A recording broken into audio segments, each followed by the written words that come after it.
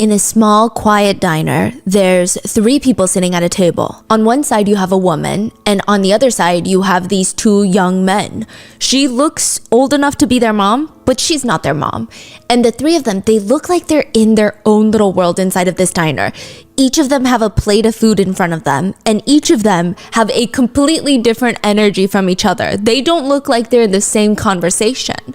The woman Miriam is sitting there with her back straight, staring at these guys sitting in front of her, almost like she's in a very tense meeting. The guy directly sitting in front of her is focused on her, but his radio, he's got one of those walkie-talkies. It's buzzing on the table nonstop, where periodically someone will scream street names and signal where the police are headed. They're tracking police and military in the area. That's what she's picking up on. She hears them call the man sitting in front of her by the name of Sama. That's the only reason she even knows his name, is through the radio. Then the last guy, he looks like he's at a buffet. He's not even caring about the 2 of them. He's scarfing down his entire plate of food. And when he's done with his plate, he looks over at Miriam's untouched sandwich. "You gonna eat that?" She pushes her plate towards him, and he starts taking massive bites out of the sandwich like it's gonna be his last meal or something. The guy with the radio, Sama, he leans forward. "Your daughter smoke weed or something?" "Excuse me?" I mean, just how relaxed she is, just super chill. It's weird. She's been easy to deal with, which is good for us, and not freaking out at all. I like that, I like someone who can hold their own. That's why I kind of want to let her go. Then let her go. The decision isn't mine, now is it? Sama tells Miriam that he can't just let his kidnappee go without the big boss upstairs giving him the go-ahead. But Sama can try to convince the big boss that Miriam's daughter isn't worth killing for a price. $2,000. For $2,000, he's gonna make it happen. He's gonna convince his boss, let the girl go, we don't need to kill her. Miriam looks down and smiles because she has to play along. But she knows her daughter Karen has been kidnapped by one of the most dangerous cartels in all of Mexico. Nobody gets taken by that cartel and gets out alive. Deep, deep down in her heart, Miriam knows the guys sitting in front of her, the cartel members, they killed her daughter. And deep, deep down in her heart, she knows that she will not stop until she takes every single one of them down for what they did. She is going to take out the cartel for taking down her daughter. This is the story of how a middle-aged mom becomes the most feared woman by one of the most dangerous cartels in all of Mexico. Some actually liken this case as the real-life Taken movie. This is the case of Miriam and Karen Rodriguez. We would like to thank today's sponsors who have made it possible for Rotten Mango to support Asylum Access, a nonprofit whose goal is to create a world where displaced people can access their rights and rebuild their lives wherever they find themselves. They have been fighting for refugee rights in Mexico for years and are currently the largest refugee legal aid NGO in the country.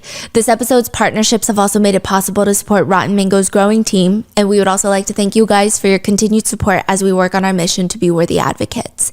As always, full show notes are available at rottenmangopodcast.com. We had our wonderful Spanish-speaking researcher help assist in the gathering of the research of this case, but today's case truly would not have been possible without the amazing book written by Azam Ahmed titled Fear is Just a Word, A Missing Daughter, A Violent Cartel, and a Mother's Quest for Vengeance. Not only was the book a wealth of resources for this case, but Azam, the author, diligently included cultural context that I think is such an important aspect of this case. And not to mention, he conducted interviews and did his own boots on the ground research. So please, if you're interested, please give this book a read. Now, regarding content warnings, today's case involves essay and trafficking as well as strong themes of physical violence. And last but not least, the most crucial disclaimer, there is no other population more affected by the cartels than Mexican civilians. They suffer the consequences and they remain completely innocent. And just like how every Italian person is not part of the mafia and every Japanese person is not part of the Yakuza, for some reason, perhaps due to some of the rhetoric used in mainstream media outlets in the US, there are groups of people out there that like to believe that most Mexican civilians are associated with a cartel member or with the cartel. And to those people, I hope common sense finds you soon. The existence of the cartels in Mexico is not a valid reason, nor any reason at all, to generalize and demonize Mexican people, immigrants, or Mexican Americans. This is also not meant to deter anyone from visiting or vacationing in the beautiful country. We recently went to Mexico. Okay, it wasn't recent, maybe like a year ago. It feels so recent. It's beautiful. And in fact, of course, we encourage everyone to do their own research before traveling anywhere. But tourism can be a positive way to support the economy and support local employment. I also want to acknowledge that the existence of the cartels is due in part due to American consumerism. In other words, Americans buy. Crime syndicates need customers, and Americans are the biggest customers of cartels. So with that being said, let's get started. The United States describes Zeta as the most violent, most depraved, most feared crime cartel group in all of Mexico. They don't just execute, they torture. Their signature for the Zetas is leaving severed heads on stakes and dissolving bodies in acid. They call it cooking. They always say, do you want to go cook tonight? It means they want to go dissolve people in acid. They will find a busy bridge and hang their competitors on the bridge one by one. You'll see a row of 10 bodies, bloodied, just evidence of torture and a painful death, and then hung up like, quote, Christmas lights to send a message. The Zetas, they like their kitchen. Okay, so by sanitation standards, it's probably wouldn't even pass a health inspection. It's their sacred kitchen, though. That's what they call them. They've got kitchens all over the area. Single-story abandoned houses with these giant ovens that they use to incinerate their victims. They cook humans and turn them into ash. Outside these kitchens, you will find mounds of gray dirt, human ashes mixed in with fragments of human bones, teeth, and nails. And the Zetas are known for being absolutely brutal. That is what they do. They post videos of their executions on the internet. But the Zeta cartel wasn't even a cartel when they got started. They were actually known as hired guns. So the Gulf Cartel was one of Mexico's oldest and most powerful criminal syndicates. At their height, they were earning billions of dollars annually every single year, primarily from the trafficking of into the United States. The more precise estimates are closer to $20 billion a year in annual revenue. This is a different one, you said? This is the Gulf Cartel. The Zetas were actually part of the Gulf Cartel.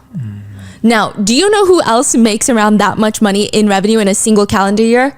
In 2023, Nvidia made close to $27 billion in a single year. I mean, they're obviously killing it this year, but still, you're talking about one of the largest tech companies in the world right now. That's their last year annual revenue. And the Gulf Cartel was allegedly bringing in $20 billion a year at one point. Now, to be fair, I don't think it was all going to the Gulf Cartel. They were strong partners with the Cali cartel from Colombia. But even then, billions of dollars a year, that is a billion targets on their back. That is why the Gulf Cartel creates the Zetas. The Zetas were trained by the United States. Not like, oh yeah, we modeled our unit after the US military, but they were physically trained by the United States military. To be fair, the US did not wake up one morning and decide, let's go train the cartel members to militarize their violence. That sounds splendid. They didn't do that. The original group that forms the Zetas were originally members of the Mexican Army's elite squad called Air Mobile Special Forces Group. The US and Mexico made this deal where around 400 special forces from the Mexican Army would go train in the US, mainly learning how to use heavy weaponry, machine guns, automatic weapons, as well as learning strategy. They would specifically be trained in urban warfare tactics like close quarters combat, building clearing techniques, extensive training in rifle and pistol marksmanship, training using various explosive devices, as well as sniper training, how to use assault weapons with precision. That's what they're being trained in. Their whole point of their training, ironically, was counter-narcotics operations, aka taking down and going up against the cartels. So they recruit these members specifically? Yes. Side note, military forces from around the world train at Fort Bragg in North Carolina, so it's not like the most mind-blowing concept that Mexico would send their agents to train there. But it does seem like through this training by the US Army, it would be the birth of one of the most violent cartels in Mexico. They're actually credited by a lot of people for starting the violence of cartels. Because back then, cartels were violent amongst each other. But then slowly cartels started being violent with the locals. And this is kind of the start of that. The leader of the Gulf cartel at the time, he starts feeling like the rival cartel leaders are going to kill him, which, I mean, yeah, it's a very valid paranoia. They want his very desirable border territory. Do you know when was it born? 2010, Zetas. That recent? Yes. So the Gulf cartel, they control the northeastern border that is bordering the United States. So this is very valuable territory. This is like prime for smuggling. So all the other cartels, they want to take the Gulf territory. That and the Mexican Marines are out there doing similar things as the cartels, not the drug smuggling, but just shooting everyone on sight that appears to be a cartel member. That's what the Marines are doing. And the leader of the Gulf cartel starts getting angsty. He recruits 30 of the Special Forces agents to be his personal bodyguards, 30 of them. He says, leave the Mexican army, bring your US training and come work for me. I will pay you more than the government can even imagine. You don't understand how deep the pockets run in the cartels. This sounds a bit more commonplace now, but it was not at the time. This would be the first cartel to really incorporate a paramilitary group into their ranks. The Zetas originally came in a group of 30 former US-based trained Special Forces agents. They started recruiting more of their former friends and colleagues, and they create this highly trained, highly specialized troop for the Gulf cartel. They were called the enforcement arm. They protect the Gulf cartel's leaders. They carry out violent operations and assassinations. They secure the cartel's territory and interest and go kill all the enemies that need to be handled. They were highly effective. So prior to this, the Gulf cartel, they would just train random kids off the street to learn how to point and shoot a gun to protect the cartel's interest. But nothing, no one can go up against specialized training by the US Army along with the military-style discipline. I mean, this is crazy. The Zeta wing is just straight up lethal. There really is no better way to describe them. They go in for the kill and they get it done. Until the Zeta group realizes, if we're the part that makes the Gulf cartel so special, then why do we need the Gulf cartel? It's not even like the Zetas aren't doing all the strategizing. I mean, it would be one thing if they have the firepower, the manpower, and the Gulf cartel is the brains of the operation. But every hit, every operation, the Zetas are planning that out like a military level job, like a military level sting. So what would be stopping them from starting their own cartel and taking all of the profits? The Zetas split off from the Gulf cartel, and cartels are not really known for being an easy group to break up with. They're not going to send you nice flowers and send you hope you're doing well text messages if you leave. They're going to try and kill you. But the newly formed Zeta cartel, they decide, why don't we send a message first? We're not scared. In fact, we're going to steal your business. In fact, we're going to steal your territory, and you will be lucky if we don't kill you. So they split up from the leader, the previous leader. Yes, from the Gulf cartel, and they start the Zeta cartel. March 31st, 2010 is the day Zeta cartel declares war on the former Gulf cartel that they were part of. This takes place in San Fernando, Mexico. 4 a.m., police get a call. Hurry, you have to come out quick. There's been an accident on the highway, a big one. 10 squad cars rush to the scene, and there's a truck that's rolled over on its side, and there's nobody else. There's one truck driver, one rolled truck. He seems like he fell asleep at the wheel. He's refusing to go to the hospital. It's just, the whole thing is odd. More lights suddenly come speeding down the highway. Firefighters. They were also called to the scene. They said, massive accident. You need to get down here real quick. Oh my gosh. It's just one truck flipped over. Once all the authorities are there, it kind of feels like an overkill situation. One truck, the truck driver isn't even badly injured, and they have everyone out here on the highway in the middle of the night. The highway isn't even loud. Something's going on somewhere else. It's almost silent. And it's a known thing in San Fernando. You typically don't drive around at night unless you absolutely must. It's the life of living in a cartel-controlled area. Well, it was controlled by the Gulf cartel at the time. Okay, all right then, let's pack it up. The cops are like, we gotta go. Let's keep it moving. The police, the firefighters, they're all getting ready to leave when they start feeling a vibration, a rumbling. What the hell is that? They freeze, they look up, and on the other side of the highway, they see a scene that looks straight out of an apocalyptic movie. There are rows of modified vehicles, giant trucks with tires that are taller than them, trailers, giant SUVs, a freaking school bus with a gun mount on top, and all of them are spray painted with a Z on the side, and all of them have assault rifles on top of their vehicles. Makeshift tanks. A whole squad of them, rows and rows of them, driving down the highway like they're about to go into war. It's a setup. Wait, are they coming for the cops? They're coming for the town. The whole town. The police start rushing to their radios, warning everyone. They jump into their cars, some into the nearby woods. They're like, I'm abandoning this. Like, I'm leaving. I'm not taking my car. They're shooting at us. They're shooting at us. Everybody come. Like, we gotta leave. The bastards are coming from all the sides. As the makeshift tanks are driving past the police, they're just firing. It seems like they have no care for wasting bullets, ammunition. They're just firing at everything that they come in contact with. From 4 a.m. to 10 a.m. for the next 6 hours, the Zetas go block to block in San Fernando, firing into every single public building they could find. They do not fire into residential buildings. They do not fire into hospitals. But everything else, the courthouses, the police stations, the DMV, things like that, the buildings, they look like Swiss cheese by the next morning. And the message is very clear. The Gulf Cartel is no longer in charge. The Zetas are. When the San Fernando residents walk out the next morning, some of the bullet casings left all over the street are still hot. The mass firing of the bullets was chaotic and unhinged. Nobody slept a single minute last night. And by the way, they systematically came into this town and targeted every single public building. It felt like they were trying to send a message because they did not kill a single person. Oh. The Zeta armored trucks came, split up, took down different roads. It was very organized, like a military operation, like a military taking over an enemy's town and trying not to kill the population. It's almost forcing submission. Yeah. That is crazy. No one was killed. Nobody was even seriously injured. So it's not that the Zetas tried to kill people and failed. It's they intentionally did not want to kill anyone. It's like they're just here to send a message. But what does that message mean? Does that mean that they want to get on the good side of the locals? They don't know. And that hope is very quickly crushed because the Gulf Cartel, they're not going to easily give up their territory like that.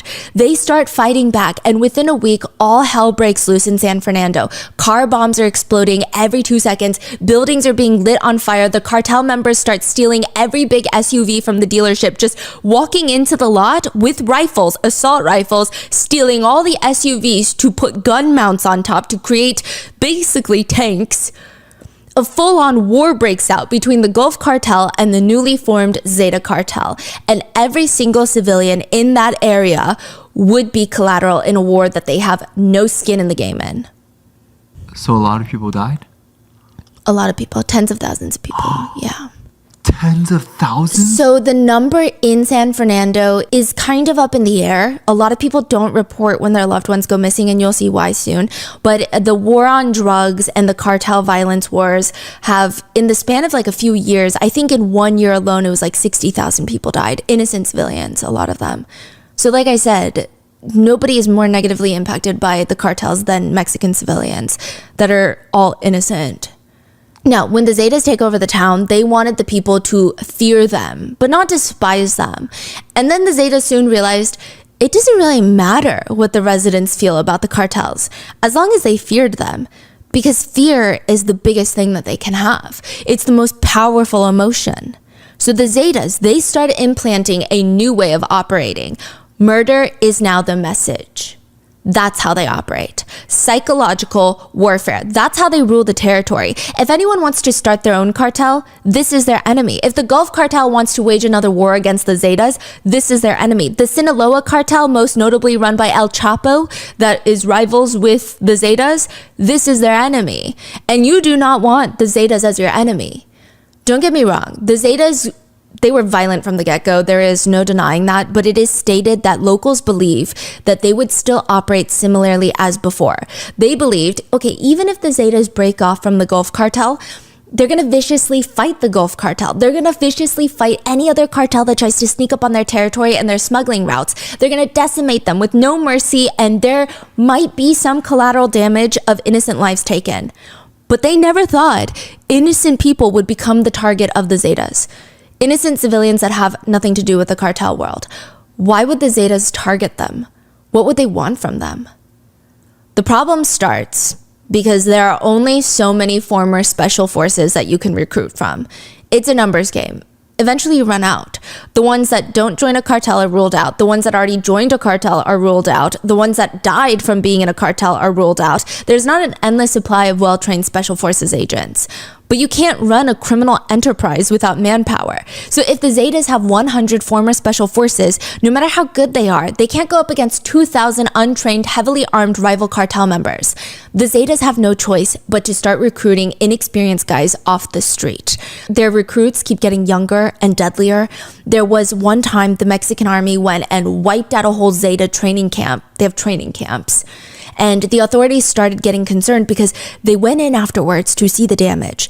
They found this little girl, maybe 13, laying amongst the dead, and they thought, we messed up. We killed someone that's not part of the cartel. Which, side note, the army's method of just wiping out any cartel member is already quite controversial, but they went in and thought, oh no, we killed a girl that's not part of the cartel. She was. The little 13-year-old girl was a female assassin that had been working for the Zetas for more than a year. Ever since the rival cartel, the Gulf Cartel, had killed her dad, the Zetas had recruited her.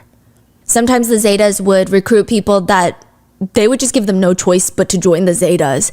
They would recruit young people and they would practically force them. There is a saying that is heavily used in the cartel world by Pablo Escobar, and he would usually say it to politicians. It's plato or plomo. It translates to silver or lead, meaning as a politician, do you want to take the silver? AKA, do you want to take the money and do as I say? Or do you want to take the lead in the form of a bullet? Do you want to be killed? Those are your two choices. The Zetas turned it into silver or steel.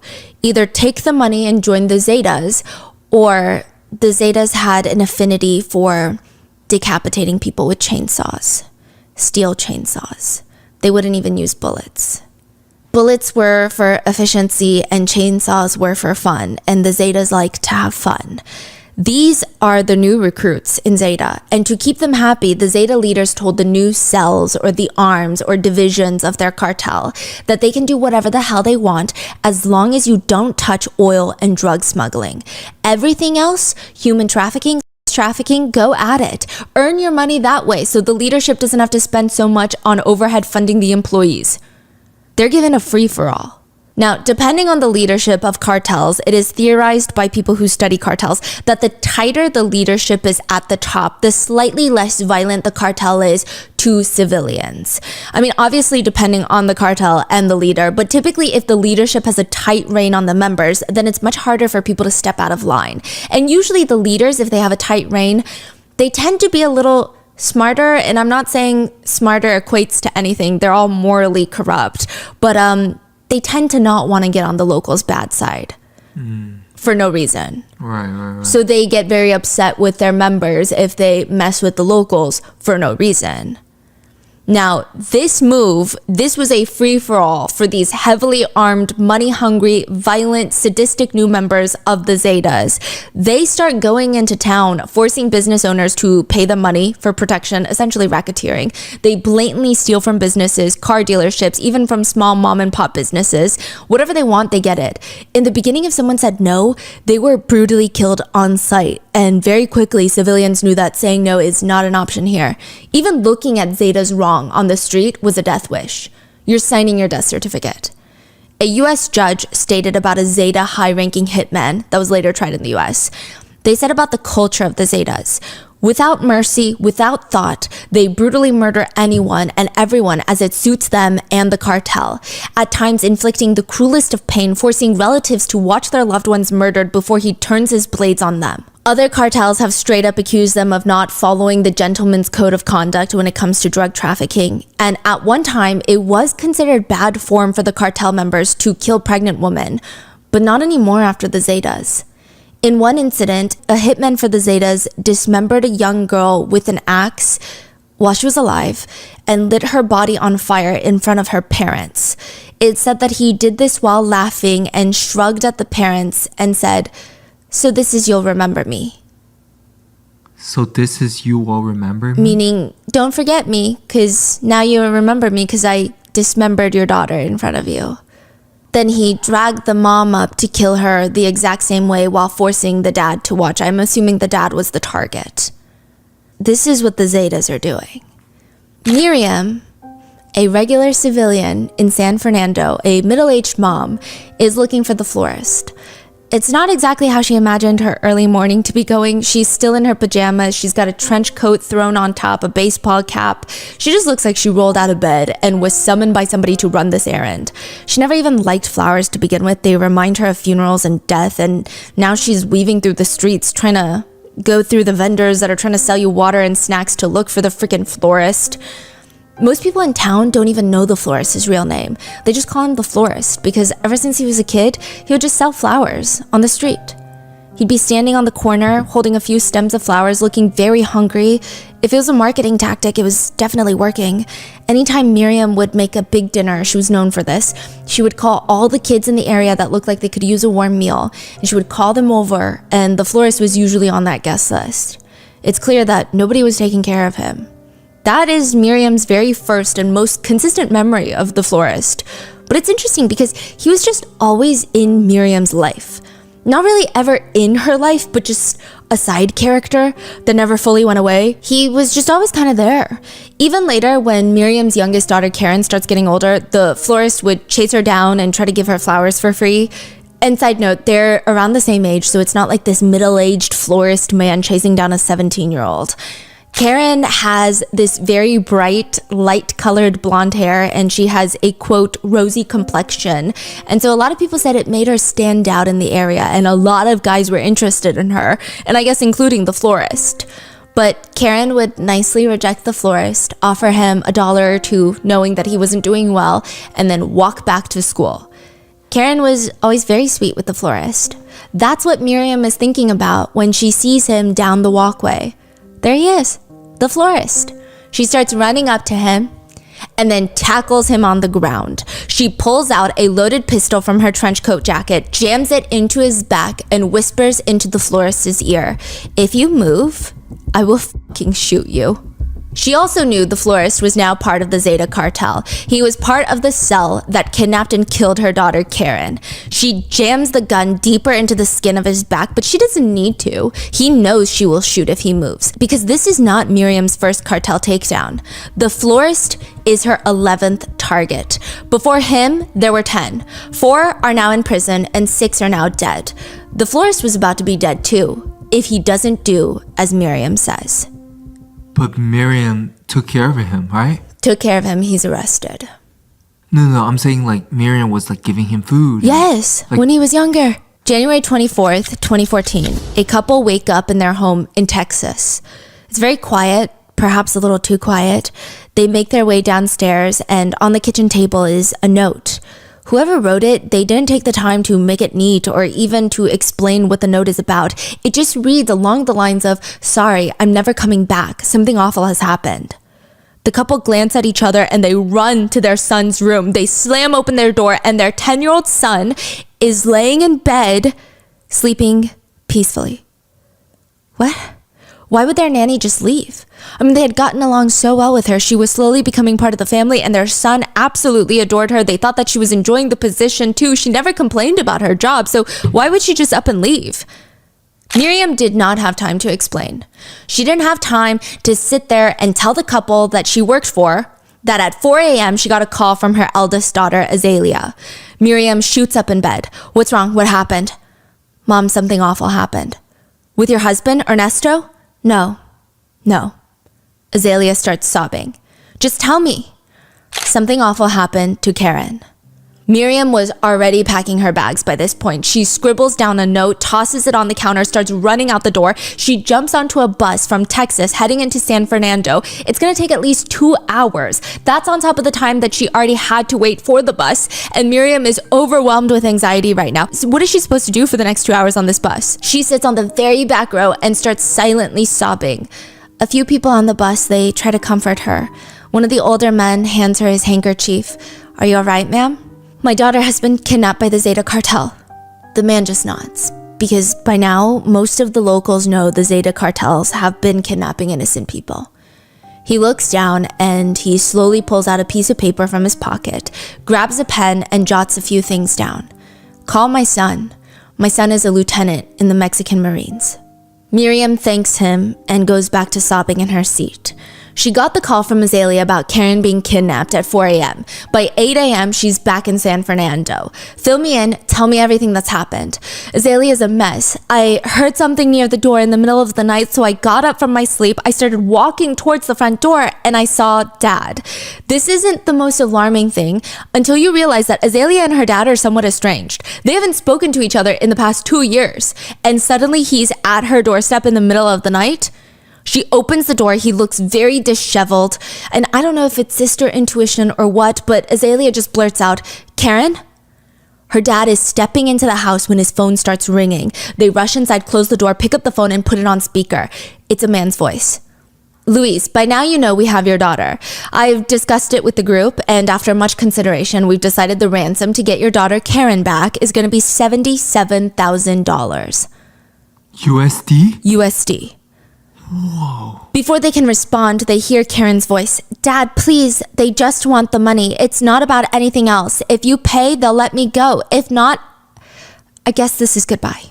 Azalea would later say it felt like something in her sister's voice sounded very unsure, like she wasn't positive that her dad was willing to pay the money to save her. And before they can even respond to that, the caller hangs up. $77,000. The average salary in Mexico in a year is around $12,000 to $15,000. They're asking for $77,000 by 3 p.m. the next day. In the next 12 hours, they have to come up with $77,000. Nobody slept all night. When 8 a.m. rolls around, Luis, their father, is getting ready. He puts on his best clothes. He showers, shaves, slicks back his hair. He needs to look as good as possible for this. He starts practicing in his head what he's going to say when he walks into the bank. "Hi, I would like to get a loan for my business." By 10 a.m., the family have combined all of their funds, their entire life savings, the loan from the bank that they just got, any other valuable goods they could sell for cash, all of it amounted to less than $10,000, a seventh of what they're asking for. Louise was to drop off the money at a local health center, and Miriam parked so that she could see the handoff, but the cartel couldn't see her. They wait for 2 hours, and this man, honestly, boy, walks up. He looks like a teenager. He's young, he's skinny. He grabs the bag of cash, but Louise doesn't let go. "My daughter? Meet her at the cemetery in 20 minutes. And with that, the boy runs off with the bag of cash. He jumps into this cherry red Ford Explorer and they speed off. Okay, that's okay. They're going to be reunited with Karen. Money is just money. They're going to have Karen and everything's going to be okay. And they drive over to the cemetery and they just wait and wait and wait and nothing. The next morning, they get a call. The kidnappers, the cartel. They assure the family everything's fine. We just didn't want to go out in the rain yesterday. Which is technically true. The minute that they got to the cemetery, there was a storm. Some streets in San Fernando were even briefly flooding. So yeah, I mean, it all tracks. But the whole next day, the family are sitting there anxiously waiting for another drop-off location, but it never comes. I mean, I think all of them had this small fear in their minds, but everybody held on to the hope. The kidnappers just want the money. We paid the money. There's no reason for them to kill Karen. The next day, the kidnappers break into Miriam's house, where she lives with Karen. Obviously, Miriam wasn't there at the time. She was staying with Azalea, her other daughter. But the cartel break into her house, go through Karen's things, which is a good sign, right? I mean, they're grabbing clothes for her, which means she's coming back. They're just robbing her. Maybe they wanted a little more goods. But that day, after breaking into the house, they call the family back. "We need more money." The family just stare at the phone. How on earth do you think we have more money? Ransoms are very tricky. If you pay too quickly, on one hand, you do that because you want to ensure the safety of your loved one as quickly as possible. But on the other hand, if you pay money too quickly, the kidnappers might think that they lowballed you and you have way more money than that. And if you can easily whip up $10,000, you can easily whip up another $10,000. But the family, they do not have more money. Miriam ends up borrowing from everybody she can think of and gives the kidnappers another $2,000. By this point, the hope is still there. They had truly given everything. The kidnappers, surely, the cartel know that they're organized crime. They know how money works. They know how much money families in Mexico have, or rather don't have in this situation. This should be enough to get Karen back. Within a month, with Karen still gone, that hope starts dying off. Nobody in the family really says it ever. They all still talk as if Karen's gonna walk in through the front door any second now, but nobody actually believes it anymore. Even Miriam, who was the backbone of the entire family, the one that holds faith and hope longer than anybody else, even Miriam is starting to lose hope. By the end of the month, Karen is still not back, and Miriam is falling into a depressive state, obviously for her missing daughter, which I don't think we can really put into words, but even beyond that, it's like the whole situation breaks every concept of life that Miriam thought she knew. She thought as long as her kids stay out of trouble, keep their head down, don't go out alone at night, they would be untouched by the cartel violence. That's how Miriam grew up. The cartels would leave innocent uninvolved. They would leave them alone. She would tell her kids all day, every day, keep your head down, mind your own business, don't talk back, and don't go out at night. Which even just telling them that made her inside so angry. Miriam is the opposite of that. She is never shy to share her thoughts or get into these loud, heated arguments to defend whatever she thinks is the correct answer. And Miriam tricked herself to think that they lived in this bubble. She thought only the rich get kidnapped for ransom. Only the cartel members get killed in turf wars. Only the slightly guilty, somewhat involved go missing. They don't just take random innocent people. It doesn't make sense. None of it makes sense. It's not the way the world works, right? You're supposed to be a good person. If you abide by the rules, nothing that bad happens to you. I mean, obviously you experience hardships and challenges, but you're not going to get kidnapped by the cartels, because what would they want to do with you? Isn't that the unspoken agreement? Everyone could just see Miriam's decline. Miriam was someone who took a lot of care in her makeup and clothing choices. She hadn't put on makeup in the past month. She rarely ever changed out of her pajamas. She spent all day laying there scrolling on her phone, trying to think of ways to get Karen back, think of possibilities of where she might be. And so for a month, Miriam grieved. She did nothing else but just wallow in fear for Karen, grief for her family and how they're going to handle this, and then just self-pity for herself. She is spiraling. Until February 23rd, 2014, 1 month after Karen has vanished. Miriam gets up, takes a bath, sits down in front of a mirror, and brushes her hair out for the first time. She puts on a full face of makeup, walks back downstairs, almost shocking her daughter Azalea. "Mom, are you going somewhere?"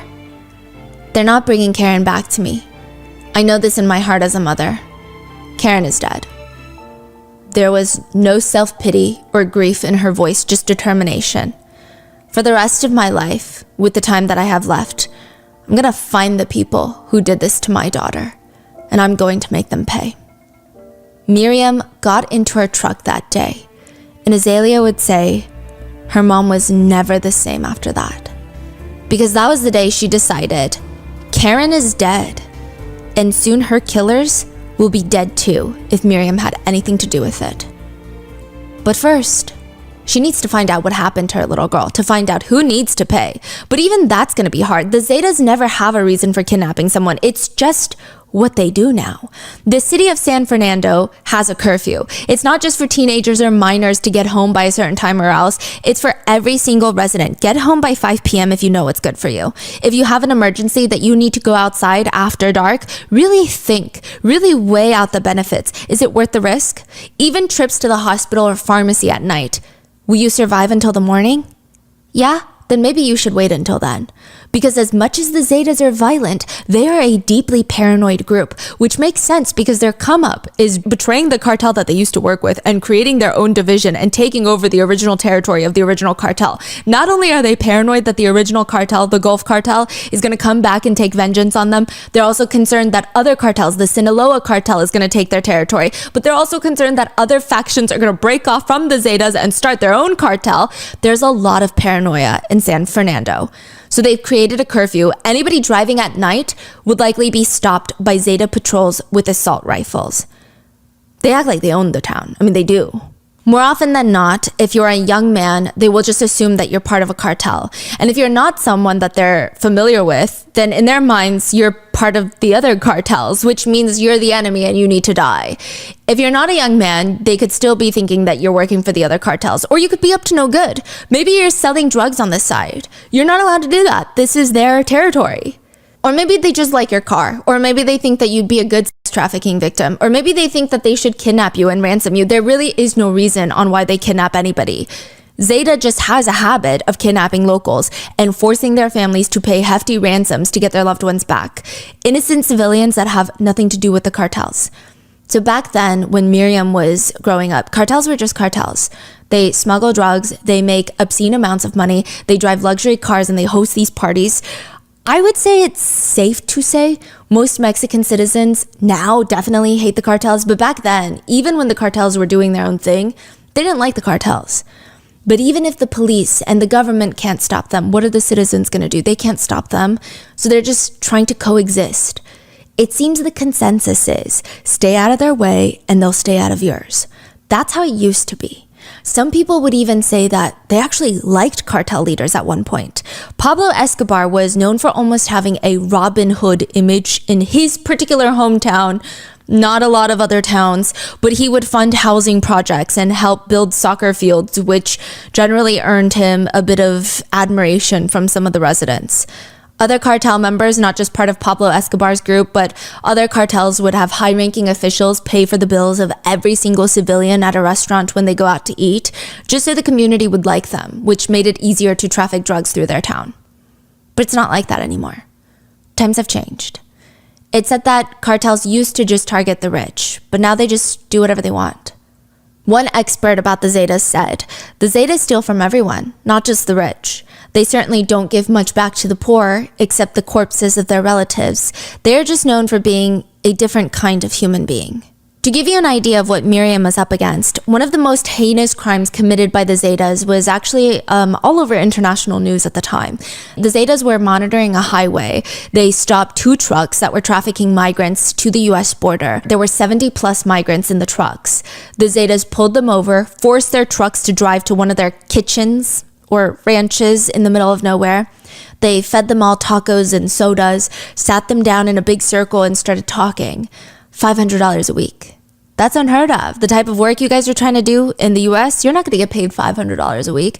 If you come work for us, $500 a week. The offer is very simple. Work for us, fight the war against the Mexican army and the Gulf cartel. The men, you guys will be trained killers, and the women will be domestic workers. What do you guys think? One by one, all of the 70 plus people said no. The Zetas smiled. Yeah, okay, no problem. Then let's get you guys going. They load everyone back onto the trucks, but instead of leading them back onto the highway, the trucks are led to another ranch. This one is even more isolated. There were about 9 Zetas tying up everybody's hands with zip ties. Some were blindfolded and forced into this tiny, abandoned, single-story house, and for the next 2 hours, almost all of them are brutally murdered. 72 were found dead. For what? It's likely that there have been more massacres like this before, but the Mexican Marines were able to find out about it before the Zetas cleaned up the bodies. It became international news, and also because a lot of the migrants were not Mexican citizens, it becomes a bit of an international diplomatic nightmare. And this was just pure proof that the violence with the cartels is getting out of hand. Even the president can't ignore it, because the whole world is talking about it. These are the types of people that Miriam is going up against. But the whole world isn't talking about Karen. Unfortunately, that's not how the news cycle seems to work. 72 dead, international news. A young girl in Mexico goes missing without a trace. It's not even local news.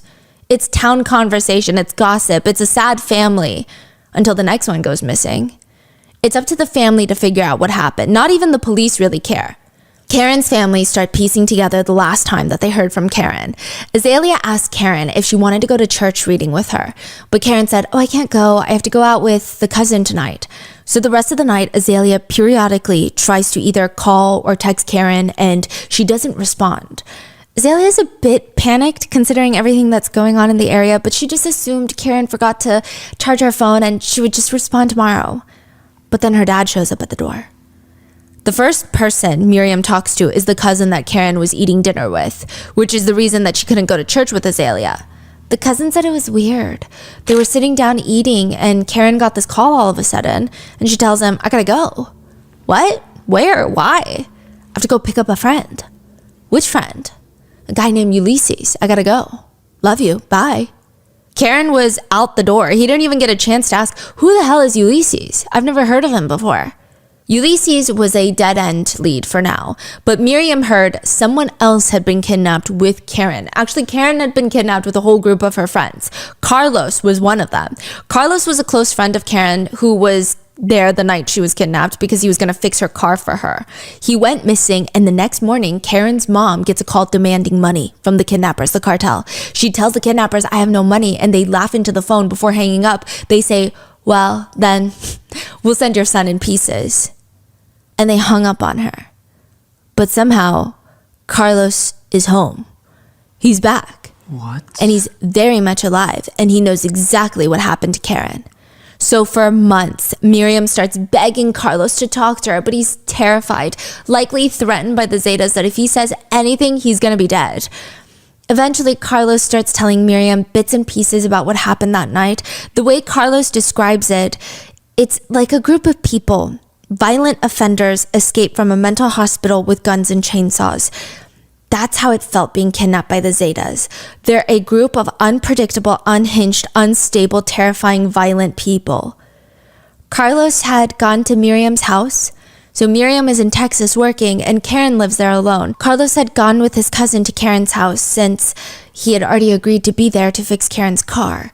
And while they're arriving, before they get to the front door, they are startled. Two men start coming out of the house to greet them. Oh, hey, is Karen home? Is Karen? She's not here. If you want, though, you can come in and you can wait for her. Carlos and his cousin walk in, and immediately in the living room, they see Karen laying on the floor crying. Her hands and feet are tied together, and her face is completely bloody and swollen. Carlos and his cousin try to beeline it out the door, but the guys point rifles into their faces. And one of them laughs, oh, you're so f***ed now. The two gunmen tie Carlos and his cousin up. They're tossed near the back of the house like flour sacks, but they could hear the two men just beating Karen, kicking and punching her all over. They kept demanding to know what information Karen leaked, but she sounds so confused by this question. What information are you talking about? How can I leak information? I don't know. I think you have me confused with somebody else. I don't know what you're talking about. But with each denial, they just keep torturing her more. We know you work for the Gulf Cartel. Karen is frantic. She's screaming, I have nothing to do with any of the cartels, please. They don't care. They keep torturing her, suffocating her, bringing her back. When she passes out and doesn't get back up, they pour buckets of cold water on her. They're slamming their fists into her face, and she keeps telling them, you have the wrong person. Eventually, the group, Karen and her friends that were tied up elsewhere in the house, are taken to a separate location, including Carlos and his cousin. They call it the ranch. At the ranch, they're all lined up inside. The group from Karen's house, but also other strangers that had already been there. The Zetas are screaming at the group, telling them, you're gonna get the bag. Do you know what the bag is? It's where they put a plastic bag over your head until you're on the brink of death and then they bring you back. You'll get the bag if you don't cooperate. Carlos said it sounded like the Zetas were convinced that Karen specifically was working with the Gulf Cartel, and they kept trying to extract some sort of confession from her, but she sounded as confused as everybody else. But all the others could just hear Karen screaming, no, I'm not with them. And then there would just be sounds of her being tortured and screaming for mercy. The Zetas come around to one of Karen's friends, shoves a pistol in his mouth, and asks him, what do you want to say as your last words? He just said, what did I do? The kidnappers start laughing. They do this down the line to every single person. All of them are kneeled and tied up. One of them says, what's your last words? The next guy responds to the kidnappers, may God bless you. And the kidnappers are swinging around their assault rifles, pointing them at them unhinged, just cackling. This motherfucker thinks he's in a movie. Did you hear that? Say it again. The third man, instead of saying something for his last words, he complained if he could just untie his boots because they're too tight right now and it's cutting off the blood circulation. The male kidnappers start laughing again, and they call over a woman. She walks over, and she laughs in his face, starts jumping up and down with all her weight on the man's legs until he's sobbing in pain. She leans down in his face then. How does that feel now? Do your feet still hurt? And they start laughing. Eventually, they load everybody up and move them to another location, another ranch where they're all shoved into another small house, abandoned house, and they're forced to sit on this dirt floor. They were told that their families were going to get ransom calls, and if they pay the ransom, they'll let them go. They went one by one asking for the family phone numbers, and it was at this ranch, that same woman that was jumping on the man's legs starts focusing on Karen. Carlos said this woman hates Karen for no reason. She doesn't even seem to know Karen, other than the fact that Karen's pretty. That's what this woman hates. Carlos said the woman straight up grabbed Karen by the hair, spun her around so that she's laying on her stomach, straddled her back, and she said, "This is for being so pretty," and starts smashing her head against the floor and using her fist to pummel her. They were kept overnight, making calls to their families for ransom.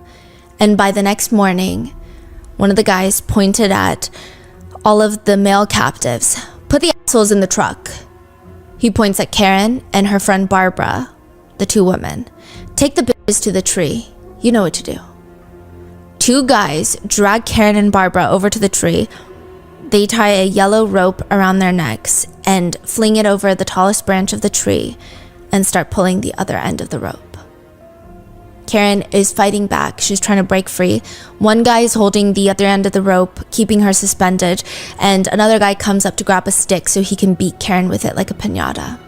The ones that survived didn't see the rest, but they were told, and they speculate, that Karen was killed on the tree and later potentially dissolved in acid.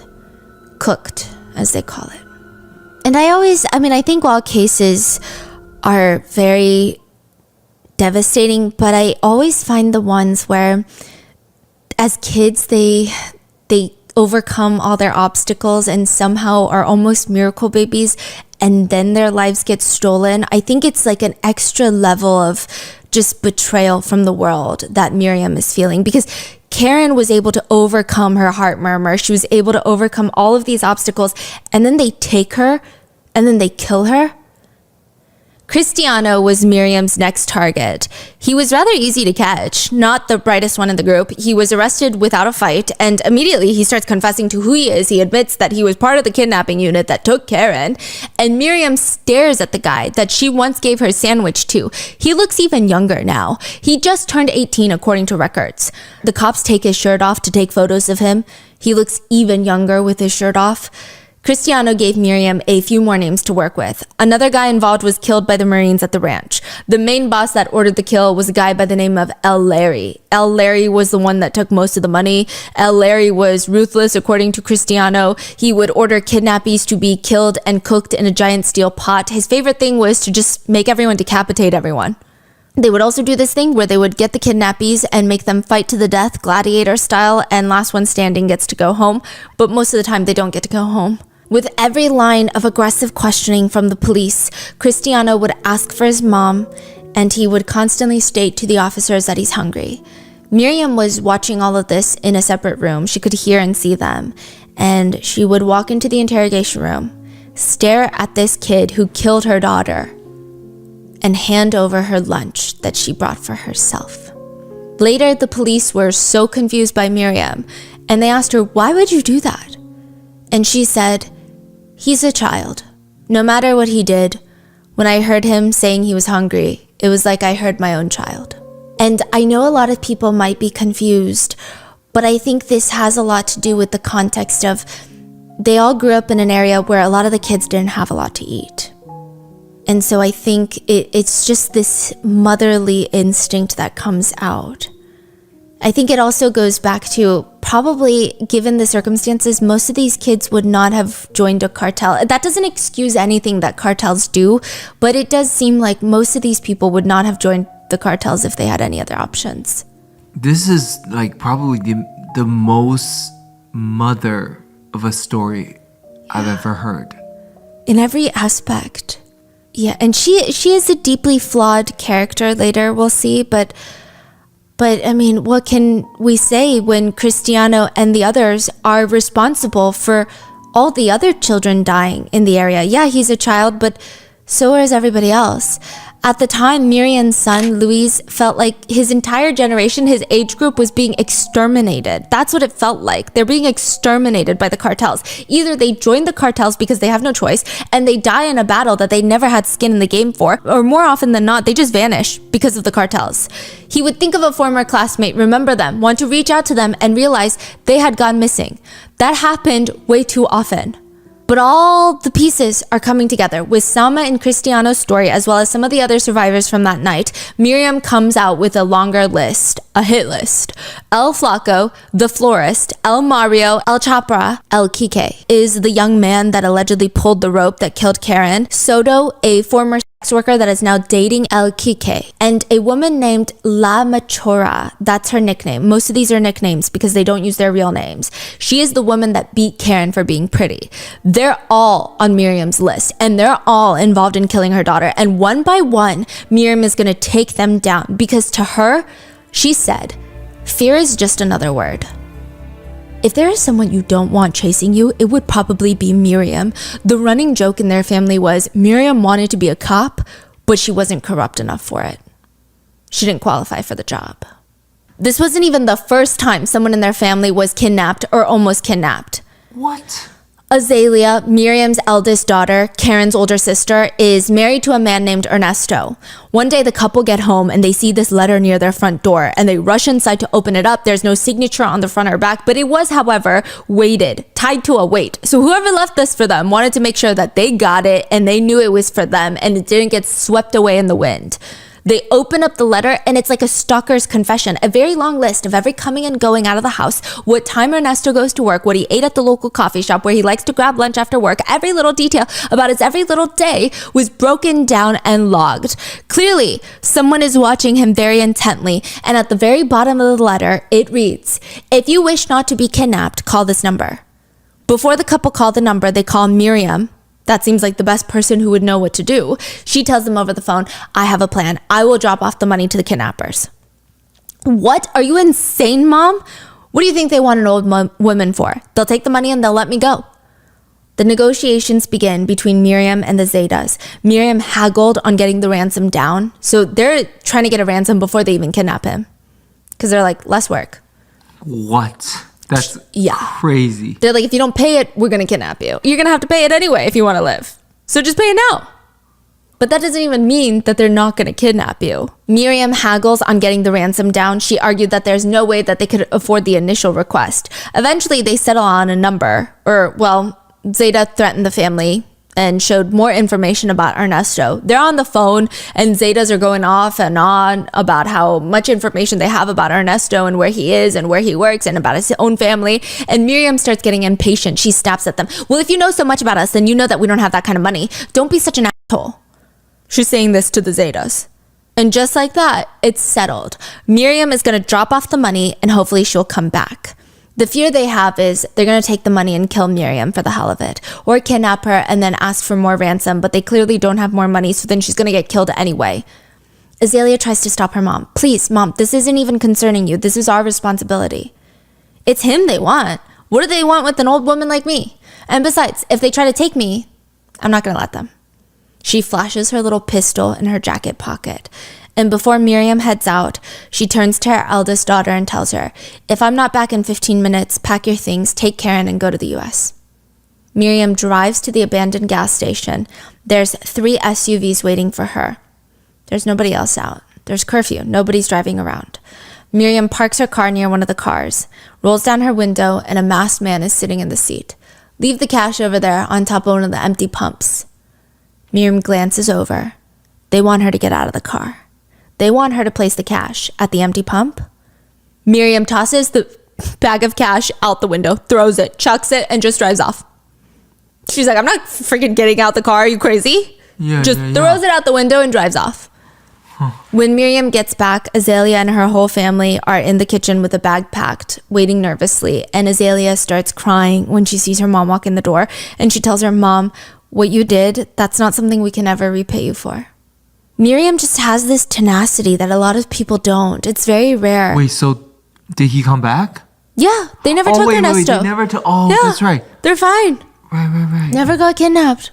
And Azalea said when Karen was 4, Miriam found out that she was pregnant again. So this was going to be another baby, but when they went to the hospital, the doctor said, not only are you not going to deliver the baby, but you have cancer. Azalea remembers looking at her mom's face, looking for any sort of sign that she's going to break down or that she's what's going on, but Miriam just shakes her head at the doctors. Well, I can't die. I got a young kid. Karen's 4. Louise is barely 13. There's nobody else that's going to take care of them, so. It wasn't pleading. It wasn't desperate. It wasn't like, no, I can't die. It was just, yeah, well, I can't really die. I'm kind of busy right now. I know cancer has no association with how the person approaches cancer or cancer treatment, but to just look at a cancer diagnosis like that and have that kind of response is just very intense. Miriam went through weeks of radiation and chemotherapy until she was finally cancer-free. Then the doctors told her that her health was declining due in part because of her weight. She's 5'6" and weighed more than 350 pounds for most of her life, which there's nothing wrong with that, but specifically in Miriam's case, her doctors said that she was not healthy. Miriam ends up getting a gastric bypass procedure, which limits the amount of food your stomach can hold. To give you a comparison, a regular adult stomach can hold about 6 cups of liquid and food when it's full. A gastric sleeve can only hold about 1 cup when it's full. Now, it's not a very dangerous procedure, but Azalea was so nervous for her mom, she asked her, "Are you not scared?" Her mom just said, "I feel like I answered that with a cancer diagnosis. If that didn't kill me, you think this is gonna kill me?"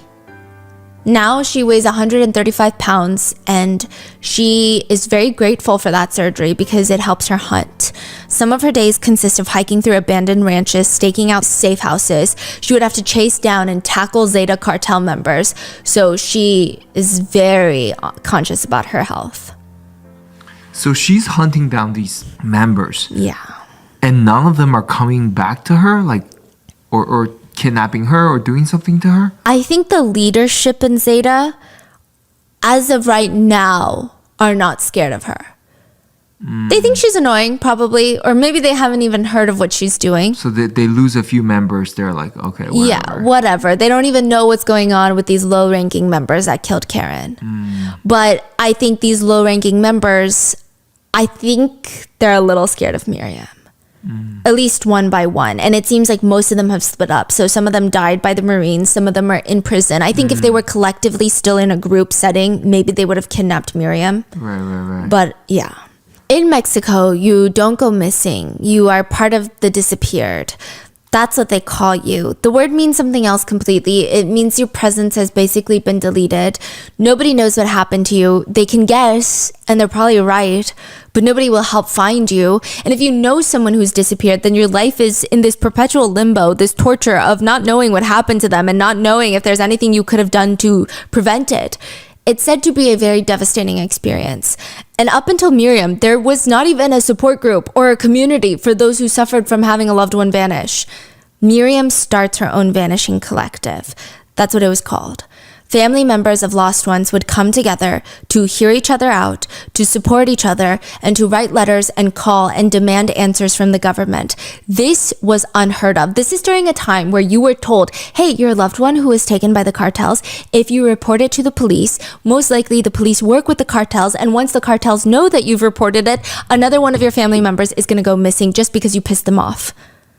But now, Miriam is gathering up all of the families and helping them get compensation from the government. Most of them don't even know that they qualify for compensation. The government didn't like to tell them that they did. And even when they find out, the government is like, you got to jump through all these hoops. Miriam would study the law. Miriam was here. She spent all day making calls, pulling favors, threatening people. Miriam was a threatener. Okay, she would threaten to expose politicians, to call the Marines on the police, to call the police on the Marines. She was doing a lot. But Miriam was here and she was going to help them and try and get answers. Just something. Miriam starts her journey as one of the better known advocates in that area. She was known for getting done, which means she's very aggressive. She was notorious for harassing and threatening officials. That was her thing. She told the collective, in numbers, they have power. As a group, they have power. They can make people listen. She told them, not even the government knows how many of us are out here. But still, she's out here making a difference, right? And that's when her kids, Azalea and Louise, start asking her, isn't that enough? Most of Karen's killers are slowly coming down. She's tracked down El Flaco, who it said he skipped town, quit the criminal world, and was now working at a factory. She tracked him down, had him arrested. Then she tracked down the florist. El Mario was taken down. The girl from the meat shop was arrested. El Kike, the one that pulled the rope, was ironically arrested at church. The minister asked Miriam whether she had mercy or not, which is a wild thing to ask. She looked the minister in the eye and said, "And where was El Kike's mercy when he killed my daughter?" Miriam got El Kike's girlfriend arrested, and now the main one at large is the woman who beat Karen for pleasure. The rest have been arrested or killed by the Marines. The top guy was arrested too? El Larry was still on the run for a little bit, yes, but she didn't have as much hatred for El Larry for some reason. I think El Larry wasn't the one that wanted Karen killed. He just seems to be the one that's like, okay, guys, go kidnap people. But she really hates the girl that beat Karen for no reason. Yeah, because that's so sadistic.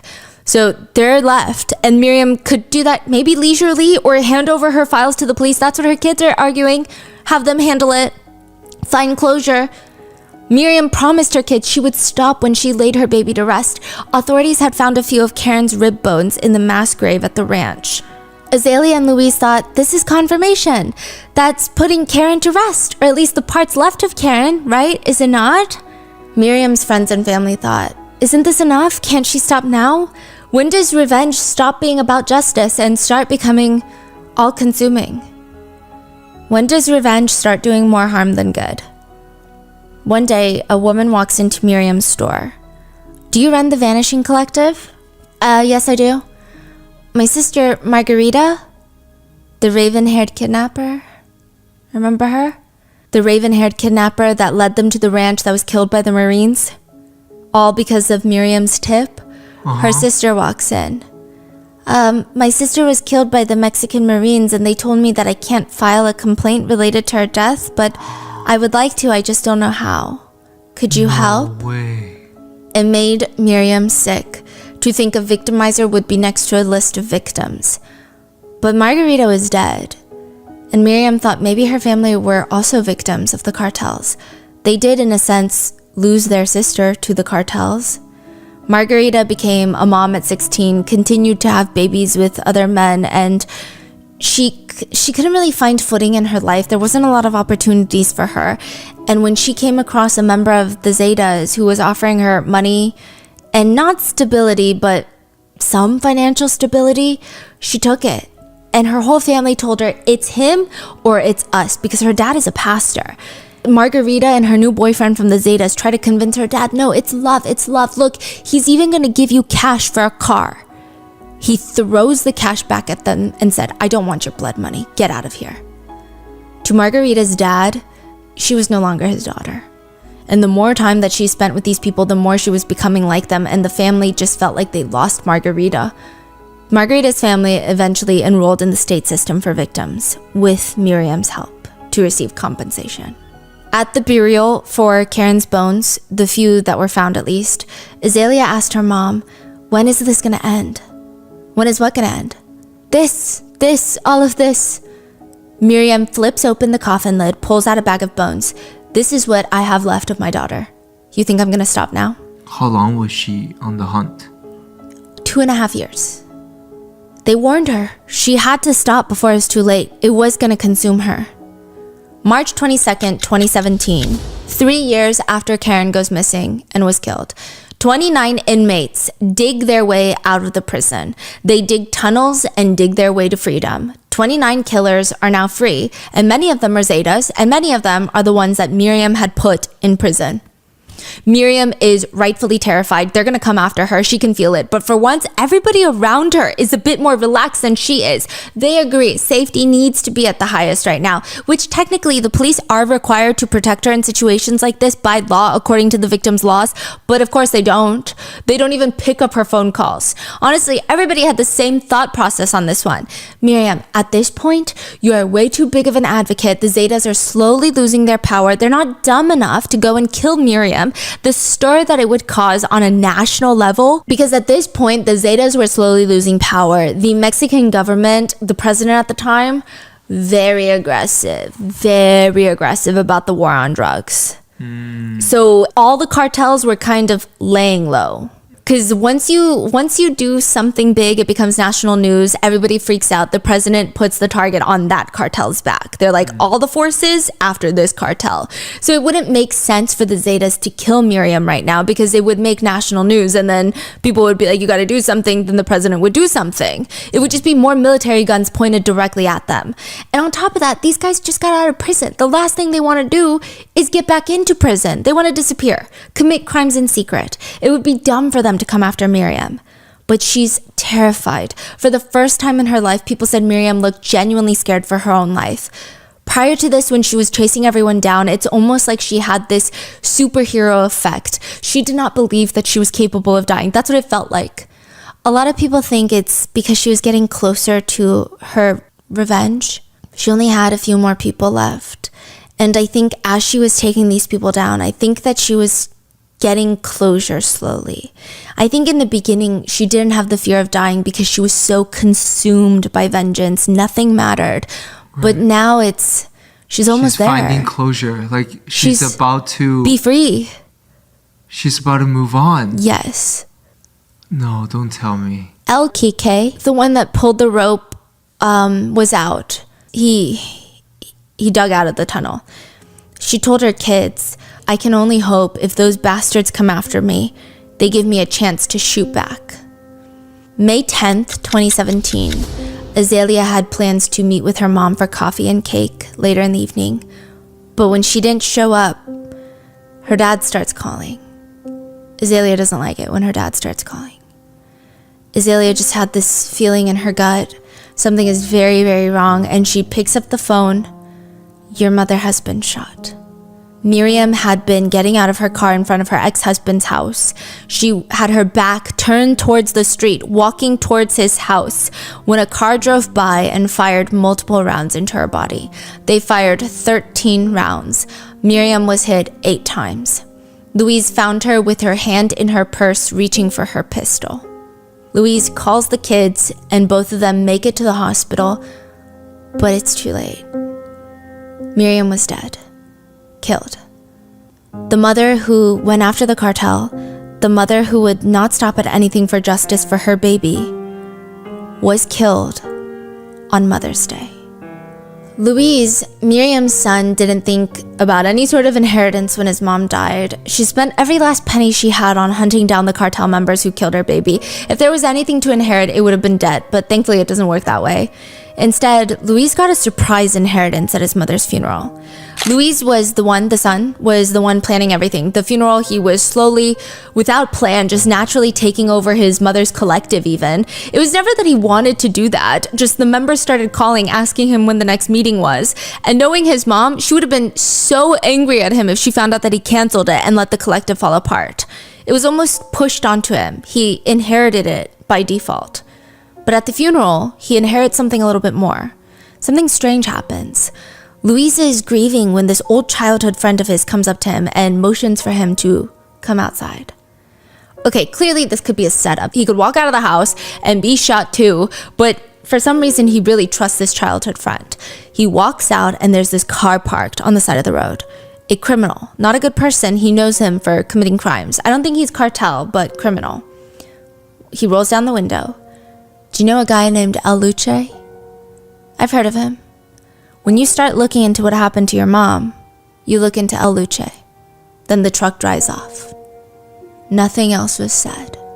A vague tip. Who's El Luce? Exactly.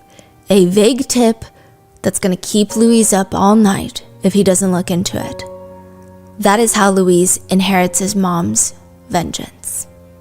He would need to avenge his mother's death first, then finish his sister's revenge. Find the people who killed his mom first, then find the woman who beat Karen for being too pretty. Louise didn't want to, but he could feel himself falling deeper into the investigation every single day. He was becoming more and more like his mother every single day, talking to the same Marines, the same politicians, the same officers, threatening them the same way, hunting down cartel members the same way that Miriam did, learning how to extract information from witnesses just like his mom. And it made sense. All that grief that he feels had to go somewhere. Azalea, she was married, she had children of her own. Louise just had grief. He didn't have anybody. He He was putting all of it, focusing all of it on getting vengeance. So with Luis's help, mainly, just like Miriam, the authorities were able to get El Luce, the man who was hired by the Zetas to kill Miriam. So at this point, when the Zetas, they break out of prison, the higher ups of the Zetas are pissed at Miriam. They think that she's causing too much trouble, even with the collective. It's preventing them from getting ransom when they kidnap people. Every kidnapping is becoming a thing now, and they don't like it. So they hire another random Zeta to go kill her. It's actually not the same people that killed Karen. He was killed before the officers could take him into custody. And from there, it spiraled into hunting down the cartel members that were involved in Miriam's hit. None of them were involved in Karen's death, so two very separate groups. And they genuinely just wanted Miriam out the way. She was just causing too much trouble. They take down El Luce, they take down Cheesefoot, who did the transfer of funds, that's his nickname, and another man named El Hugo. And then finally, through Luis's investigations, they take down the woman that beat Karen right before the murder. Oh, they just found her? Yeah, he was able to track her down and get her arrested. But unlike his mother, Luis is trying his best to stop now. He wants to focus on trying to get other victims' families help rather than getting swept up in tracking down more. Okay, how many people are semi-involved in all of this? He just wants to protect what he has left of a family. And that is the story of Miriam, the real-life story of the Taken movie. As of right now, it does appear that the Zetas are still operating, but not in the way that they used to. They've fragmented off mainly into new groups. The Gulf cartel seems to be a lot more fragmented as well, with cells operating semi-independently, almost like franchisees of a drug restaurant. It's hard to estimate the current state of the cartel's influence and operations because there's so many different groups. The Zetas have also fragmented into CDN, ZVE, which are acronyms for their new groups. But overall, the Zetas have diminished over the years. And that does not mean that the reign of terror is over. There seems to be a new, even more violent cartel that has taken a lot of the control in Mexico. They're known as the Jalisco New Generation Cartel, or CJNG. They are considered currently one of the most powerful and most violent groups in Mexico. They were founded in 2010, and as of right now, their estimated assets are worth over $20 billion. And just like the Zetas, they are known for extreme public violence. They're responsible for a lot of the decapitation. There are some skinning videos of cartel members skinning rivals' face skin off and decapitating them. Some of them are decapitated and their heads are used as basketballs, and those videos are uploaded onto the internet as almost psychological warfare.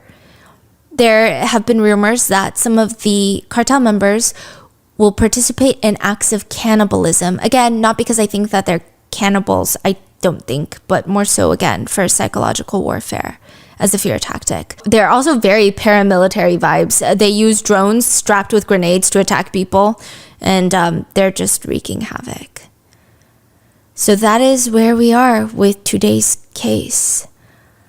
What are your thoughts on this? I don't think I've ever covered a case where a mom went after her daughter's killers with so much... I feel like she was a detective in a past life or something. And the crazy thing is, Azalea and Louise said it's sad to watch their mom go down this route, but at the same time, they knew that she would do this for all of them. And they said not once during her quest for revenge did they ever feel neglected. If they had a problem, she would drop everything. That is the story of Miriam. What are your thoughts? Please stay safe, and I will see you guys in the next one.